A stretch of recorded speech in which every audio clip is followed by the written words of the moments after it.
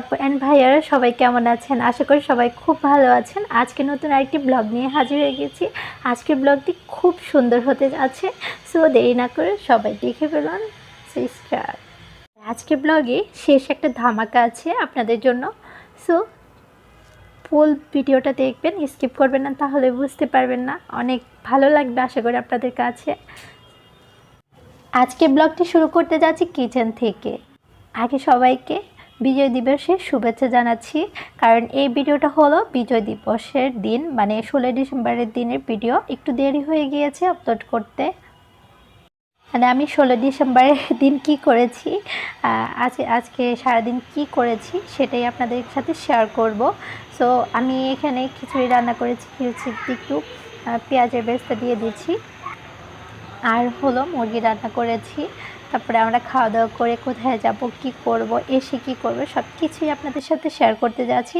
আপনারা প্লিজ ভিডিওটা ফুল দেখবেন, আশা করি আপনাদের কাছে খুব ভালো লাগবে। আর শেষের ধামাকাটা কেমন লাগলো সেটাও আমাকে কমেন্টে জানাবেন, আমি শেয়ার করব। সেই তো আমার রান্না শেষ, এখন আমরা খাওয়া দাওয়া করে নেব।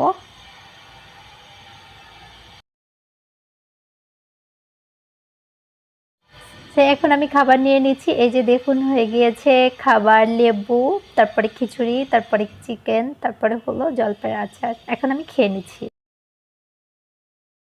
খাবার দাবার শেষ হবার পরে একটু রেস্ট নিয়েছি, তারপর চলে এসেছি কোথায় জানেন? হাতিরঝিলে। হাতিরঝিলে অনেক সুন্দর, অনেক লাইটিং করেছে, অনেক ভালো লেগেছে। আর আজকে অনেক মানুষ হাতিরঝিল, যেহেতু 16 ডিসেম্বর সবাই এসেছে। আর আমার ছেলেদেরকে নিয়ে আমি তো ঘুরতে আসতেই হয়, ভালো লাগে, ওদেরও মন ভালো থাকে। সো আপনাদের জন্য একটু শ্যুট করে নিয়েছি। আজকে হাতিরঝিলের কী অবস্থা দেখুন 16 ডিসেম্বর উপলক্ষে। সো আমি আর কথা বলবো না, আপনারা দেখতে থাকুন, তারপরে একটু পরে আসছি। ঘোরাঘুরি তো অনেক হলো, চলুন এখন আমরা পিঠা খাই। শীতকাল মানে পিঠা। আর যেহেতু আপনাদের ভাইয়া বাসায় আছে, তাই ভাবছি যে আজকে পাটিসাপটা পিঠা বানিয়ে নিই আর আপনাদের সাথে শেয়ার করি। শীতকাল মানেই তো শীতের পিঠা, না হলে একদমই ভালো লাগে না। তো চলুন দেখে না যাক আমি পাটিসাপটা পিঠা কীভাবে বানাচ্ছি। পাটিসাপটা পিঠা বানানোর জন্য আমি 1 কাপ চালের গুঁড়া নিয়েছি, হাফ কাপ ময়দা নিয়েছি, হাফ কাপ গুঁড়া দুধ নিয়েছি, 1 চিমটি লবণ দিয়েছি। এখন আমি একটু ভালো করে মিশিয়ে নিচ্ছি, যেন দুধ ময়দা সব কিছু একসাথে চাউলের গুঁড়ার সাথে মিশে যায়। আজকে খুব সিম্পল আর সহজভাবে আপনাদেরকে দেখাবো পাটিসাপটা পিঠা। এখন আমি এখানে গুড় দিয়ে দিচ্ছি। গুড়টাকে আমি চুলায় রেখে গলিয়ে নিয়েছি। যখন ঠান্ডা হয়ে এসেছে এখন আমি দিয়ে দিচ্ছি। অল্প অল্প করে দিতে হবে, অল্প অল্প করে দিয়ে হাতের সাহায্যে ভালো করে মথে নিতে হবে। আর বেশি দিতে যাবেন না একসাথে, তাহলে ভালো হবে না পিঠা। সো আমি অল্প অল্প করে দিয়ে হাতের সাহায্যে ভালো করে নেড়ে নিচ্ছি। একদম একটা খামি তৈরি করে নিব, একটা ডো তৈরি করে নিচ্ছি। এটাকে সুন্দর করে মাখিয়ে নিয়ে তারপরে আমি এটাকে আধা ঘন্টার মতো রেখে দিব। এই যে হয়ে গিয়েছে। আর এখানে এখন আমি ক্ষীর সাজে পাটিসাপটার ভিতরে ওইটা তৈরি করে নিচ্ছি।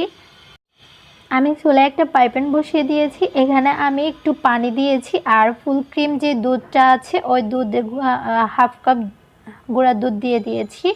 এখন আমি একটু নেড়ে দিচ্ছি, ভালো করে নেড়ে নিচ্ছি যেন দানা দানা না থাকে।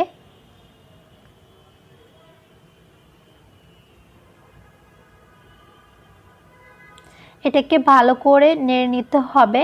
এই খিরসাটা কিন্তু অনেক টেস্টি হয়, ফুল ক্রিম দুধ দিয়ে বানালে তো অনেক ভালো হয়। আর এখানে আমি এখন চিনি দিয়ে দিচ্ছি, একটু 2 টেবিল চা চামচের মতো চিনি দিয়ে দিচ্ছি। যে যতটুকু মিষ্টি খাবেন ততটুকুই দিবেন। সো আমি আর একটু নেড়ে দিচ্ছি। এখন আমি এখানে 1 চামচ চাউলের গুঁড়া নিয়েছি আর একটু পানি নিয়েছি। এটাকে আমি একটু মিশিয়ে নিচ্ছি। মিশিয়ে নিয়ে যে দুধের মিশ্রণটা আছে ওখানে ঢেলে দিচ্ছি। ঢেলে সাথে সাথে নেড়ে দিচ্ছি যেন লেগে না যায় আর যেন পুড়ে না যায়। এটা পুড়ে গেলে কিন্তু একদমই ভালো লাগবে না খেতে। সো আমি ভালো করে নেড়ে দিয়েছি। আর এখানে এখন একটু লবণ দিয়ে দিচ্ছি। আমার কাছে ভালো লাগে মিষ্টি জিনিসে লবণ খেতে, লবণ দিলে ভালো লাগে আমার কাছে। আপনারা না চাইলে না দিতে পারেন। সো এখন একটু নেড়ে দিচ্ছি, নেড়ে দিয়ে তারপরে যখন একটু আঠালো ভাব হয়ে আসবে তখন আমি নামিয়ে নিব। এই তো আমি এখন নামিয়ে নিব। এটা নামানোর পরে আরেকটু শক্ত হয়ে যাবে। এখন আমি চুলে একটা পাইপ্যান বসিয়ে দিয়েছি, এখানে তেল ব্রাশ করে নিচ্ছি। তেল ব্রাশ করে আমি যেই ডোটা তৈরি করেছি ওটা চামচের সাহায্যে দিয়ে দিয়েছি। এখন আমি এটাকে হাতের সাহায্যে ঘুরিয়ে দিয়েছি আর এখন ঢাকনা দিয়ে রেখেছি। আর যখন উপরে একটু শুকিয়ে যাবে, সো এখন আমি দিয়ে দিচ্ছি খিরসা দিয়ে ভালো করে সুন্দর করে এটাকে এই যে এভাবে ভাজ করে নিব।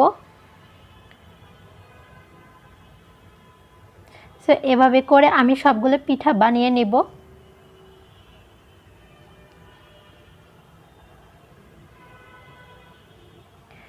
এই তো হয়ে গিয়েছে আমার পাটিসাপটা পিঠা। কেমন হয়েছে দেখুন, আমি একটা কিন্তু কেটে দেখাবো।